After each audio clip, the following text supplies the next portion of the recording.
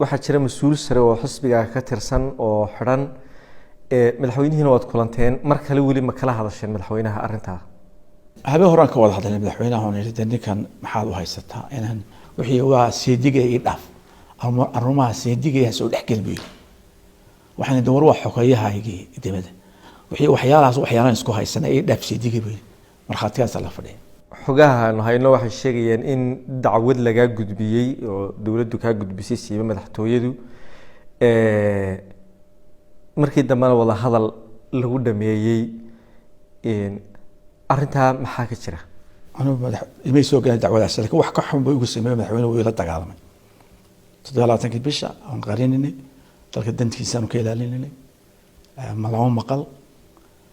xafiiskiisa uu la dagaalamay hooyadina caay inta igu soo toray dhalo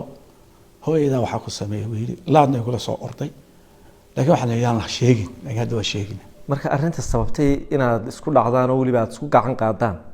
maxay ahayd arinta waxa isku keenay ninka laga yiraahdo ramax yani ramax waaran baa loo soo jaray wixii waa sharci waxaan sharci ma hadda aynkaas noqoto dawladda inuu isdaafacnaa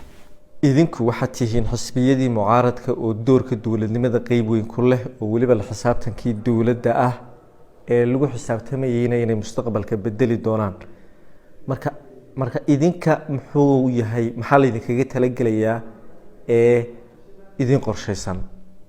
waxa weeyaan madaxweyne ma ogolaan in la xisaabtamo in la taliyo in la shaqeeyo in la karisaas gareeyo wax laga sheego ma ogola madaxweyne xajiis waan istilo أنا ما بدي أنا ذلك مرة ما دار سوي كذا 1994